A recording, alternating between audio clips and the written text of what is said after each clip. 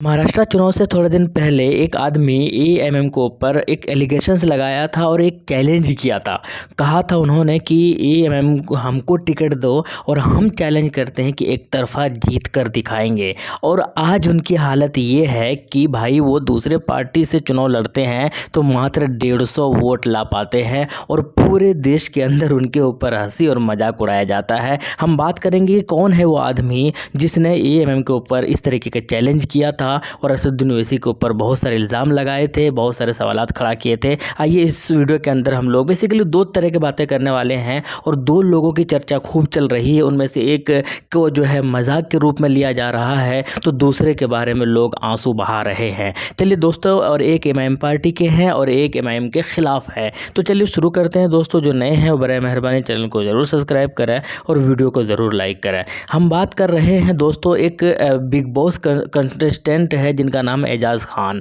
वो साहब पहले बिग बॉस में आए हुए थे और उसके बाद जो है पिछले कई सालों से एमआईएम पार्टी ज्वाइन करने के बाद या ज्वाइन करने के लिए और एमआईएम पार्टी से चुनाव लड़ने के लिए बड़े बेताब हो रहे थे। पिछले बार भी वो चुनाव लड़े, वारिस पठान के सामने खड़े हुए जिनका नाम एजाज़ खान है और मात्र 2100 वोट लेकर आए थे और हार गए थे और बहुत बुरा भला भी कहा था। उसके बाद उन्होंने लगातार असदुद्दीन ओवैसी और एमआईएम के ऊपर हमला किया। जब उनको टिकट नहीं दिया एमआईएम पार्टी ने तो उन्होंने कहा है कि एमआईएम पार्टी हमको टिकट देगी तो हम एक तरफा जीत कर दिखाएंगे। उन्होंने ये भी कहा था कि असदुद्दीन ओवैसी के घर पर ईडी कभी नहीं जाती है क्योंकि वो बीजेपी के लिए काम करते हैं। उन्होंने ये भी कहा था कि उनके भाषण के ऊपर कभी केस नहीं होता क्योंकि जो है ये बीजेपी के लिए ही काम करते हैं, बीजेपी के लोग हैं, इसीलिए इनके ऊपर केस नहीं होता। लेकिन आज हुआ क्या, ये है दोस्तों कि आज पूरे देश में इनका मजाक उड़ाया जा रहा है और आप खुद समझ लीजिए कि ऐसे ऐसे लोगों को फिर कैसे एमआईएम पार्टी टिकट देगी जब इस तरीके की हरकत कर रहे हैं और ऐसे वोट ला रहे हैं।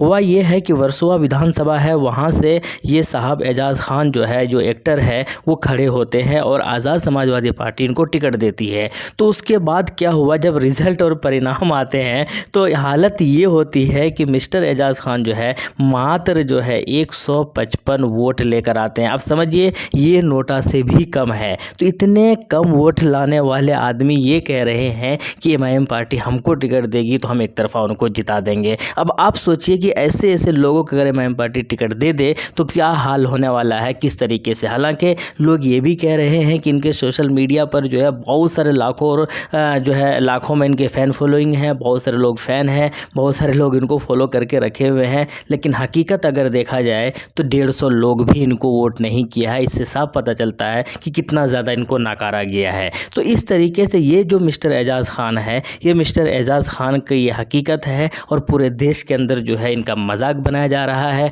पूरे देश के अंदर जो है इनके ऊपर मीम्स बन रहे हैं। हालांकि इन्होंने रिप्लाई भी किया है, रिएक्शंस भी दिए हैं। इन्होंने कहा है कि लोगों के जीतने के चर्चे नहीं हैं जितने हमारे हारने के चर्चे हैं। भाई हम आपको बता दें कि हारने के चर्चे नहीं, आपके ऊपर मजाक बना रहे हैं, मजाक उड़ाया जा रहा है। और किस हिसाब से आप इलेक्शन के अंदर एमआईएम से टिकट मांग रहे थे और ये साहब कह रहे थे कि एक तरफा एमआईएम पार्टी को जीत चाहिए ना, एमआईएम को सीट चाहिए ना, हम दिलाएंगे, एक तरफा जीत दिलाएंगे। और ये साहब कैसे दिलाते हैं। तो खैर इसका पूरा जो है देश के अंदर फिलहाल मजाक बनाया जा रहा है, लोग मज़ा ले रहे हैं और शायद कुछ आगे सबक सीखें या ना सीखें ये अलग बात है। लेकिन दूसरा जो उम्मीदवार है उसके बारे में भी हम बातें करेंगे दोस्तों। पूरे देश को जिसने रुलाया है, पूरे देश के ऊपर जिनके बारे में चर्चाएँ हुई है, उनका नाम है इम्तियाज़ जलील साहब। आपकी स्क्रीन पर दिखाई दे रहा होगा दोस्तों, 14 उम्मीदवार का लिस्ट है और सारे के सारे मुस्लिम उम्मीदवार हैं। जैसे कि हम आपको बता देते हैं कि सबसे पहले ये इम्तियाज़ जलील साहब जो है ये कितने वोटों से हारते हैं तो 2161 वोटों से जो है इनकी हार होती है इम्तियाज़ जलील साहब। हालांकि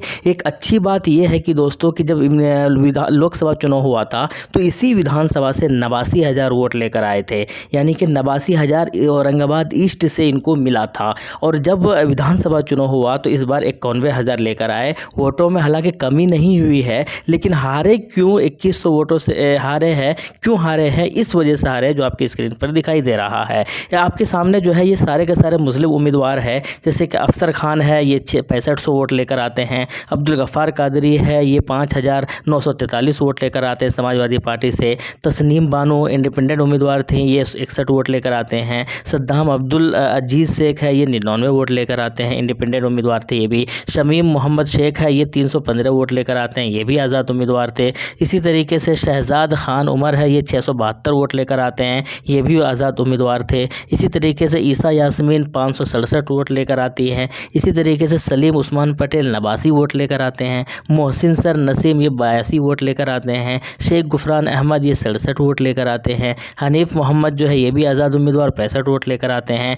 जाकिरा उर्फ शकील जो है शकीला ये 142 वोट लेकर आते हैं, ये भी आज़ाद उम्मीदवार। लतीफ़ जब्बार खान 130 ये भी आज़ाद उम्मीदवार लेकर आते हैं। साहब खान यासीन खान ये 113 जो है वोट लेकर आते हैं। तो ये सारे जो है ये मुस्लिम उम्मीदवार है दोस्तों, और ये तो 14 वो मुस्लिम उम्मीदवार है जो बैठे नहीं। हालांकि इलेक्शन के वक्त या जब नॉमिनेशन की टाइम है तो उस वक्त 3 दर्जन से भी ज़्यादा मुस्लिम उम्मीदवार खड़े हुए थे। हालांकि बहुत सारे लोग बैठ गए, कुछ लोगों ने इनको समर्थन भी दिया। तो अब आप सोचिए कि किस 2100 वोटों को किस तरीके से डिवाइड किया गया। मैंने पहले भी कहा था दोस्तों, याद रहे कि चुनाव से पहले मैंने कहा था कि MIM के इम्तियाज़ जलील साहब को परेशानी हो सकती है। अगर 100 वोट भी अगर ये लोग लेके आएंगे तो 3000 से ज़्यादा वोट ऐसे ही काट रहे हैं ये लोग। तो इसलिए ये कहा जा रहा है, इसलिए चर्चा इस बात की हो रही है पूरे देश के अंदर कि इस साहब को जीतना चाहिए था, लेकिन इनको जो है इनके ही लोगों ने हराया। बहुत सारे लोगों को आज़ाद उम्मीदवार के रूप में बीजेपी ने पैसा देकर खड़ा किया, ऐसे लोग कह रहे हैं।